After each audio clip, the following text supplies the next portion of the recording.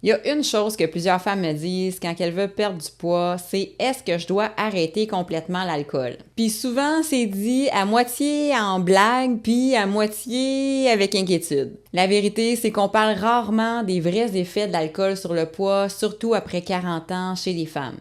Puis c'est pas juste une question de calories.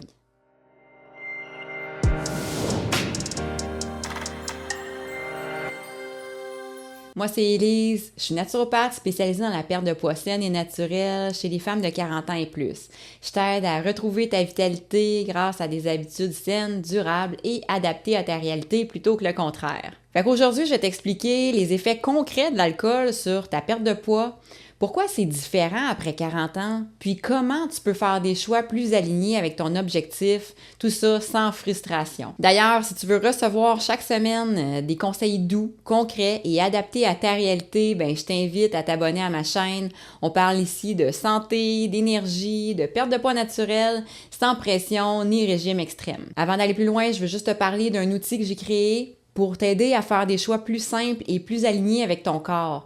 C'est un e-book qui s'appelle « Les 7 habitudes pour retrouver énergie et légèreté après 40 ans ». Tu vas y retrouver les bases les plus simples, efficaces et réalistes pour transformer ton quotidien un petit pas à la fois.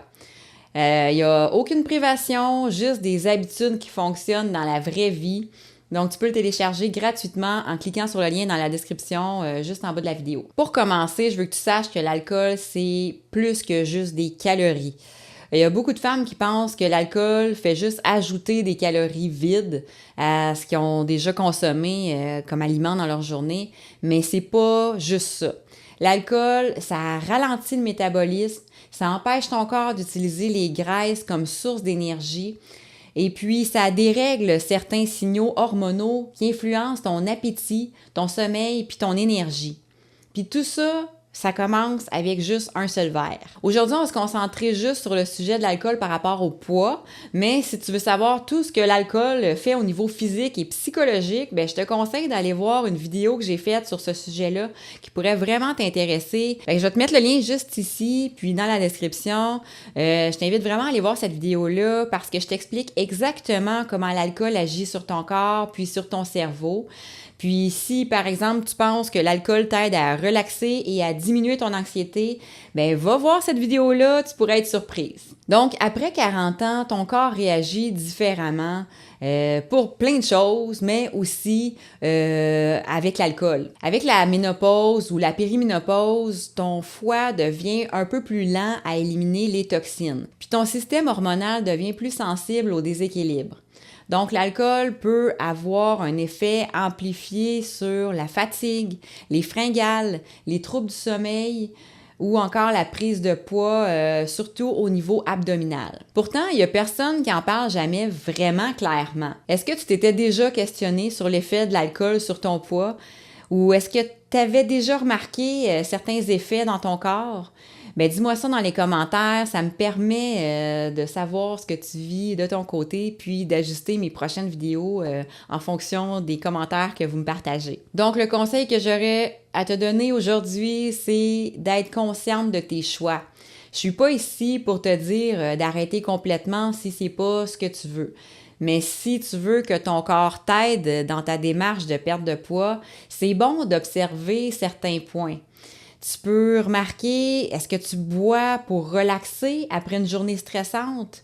Est-ce que ça t'apporte vraiment quelque chose ou c'est juste devenu automatique? Tu peux aussi regarder, est-ce que ça t'aide à mieux dormir ou au contraire, ça se peut que tu t'endormes facilement au début de la nuit, mais après ça, tu te réveilles en plein milieu de la nuit et puis tu te rends compte que l'anxiété est dans le tapis, par exemple, et que ça te prend 1h30 avant de te rendormir. Fait que si tu souhaites commencer à diminuer ta consommation d'alcool, tu peux commencer par remplacer 1 à 2 verres par semaine par un mocktail ou une tisane relaxante ou digestive. Tu peux choisir les occasions où tu en prends plutôt que de juste boire par habitude. Tu peux même aussi te donner une pause d'alcool, donc pas prendre d'alcool du tout pendant 1 semaine, par exemple, pour observer comment tu te sens. Puis si ces conseils-là te parlent ou te donnent des idées concrètes, clique sur le petit pouce bleu pour me le faire savoir. Ça m'aide à continuer à créer du contenu utile et bienveillant, toujours adapté à ton rythme. Fait que c'est important de te rendre compte que l'alcool peut freiner ton progrès, même si tout le reste est parfait. Je l'ai vu souvent chez mes clientes. Souvent, ils ont une alimentation équilibrée, une bonne routine d'exercice, même un bon sommeil des fois.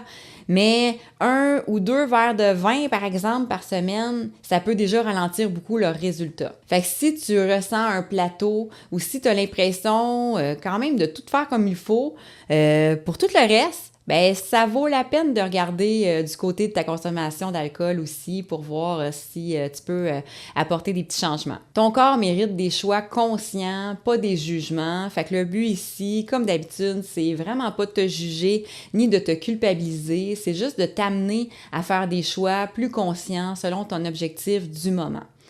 Tu peux très bien choisir de boire un verre et de l'assumer, mais tu peux aussi choisir de le remplacer par quelque chose d'autre pour aider ton corps à retrouver son équilibre. Fait que ce que je veux que tu retiennes, c'est que tu n'as pas besoin d'être parfaite, mais chaque petit ajustement compte, puis ton corps va te le rendre un petit pas à la fois. Pour résumer, l'alcool agit sur beaucoup plus de choses que juste les calories. Il touche ton métabolisme, ton sommeil, ta faim, ton énergie. Bref, après 40 ans, ses effets sont souvent amplifiés. Fait que t'as pas besoin d'arrêter complètement si c'est pas quelque chose que tu souhaites, mais plutôt de faire des choix conscients et stratégiques. Personnellement, moi, j'ai décidé d'arrêter complètement depuis plusieurs années. Et puis, ça a été vraiment une de mes meilleures décisions que j'ai prises de ma vie. Depuis ce temps-là, j'ai plus d'énergie, j'ai les idées plus claires, j'ai un meilleur sommeil, puis j'ai même perdu une dizaine de livres juste en arrêtant l'alcool.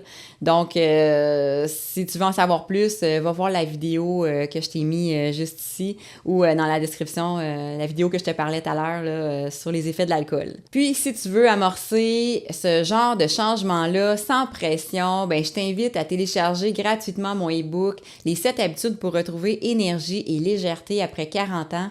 C'est la base idéale pour reprendre le pouvoir sur ta santé, sans régime, un petit pas à la fois. Tu vas trouver le lien juste sous la vidéo dans la description. Puis, si tu connais une amie qui se pose des questions sur l'alcool, la ménopause ou qui a l'impression que son poids stagne malgré tous ses efforts, ben partage-lui cette vidéo-là. Ça pourrait vraiment l'aider à faire la paix avec son corps et à voir plus clair.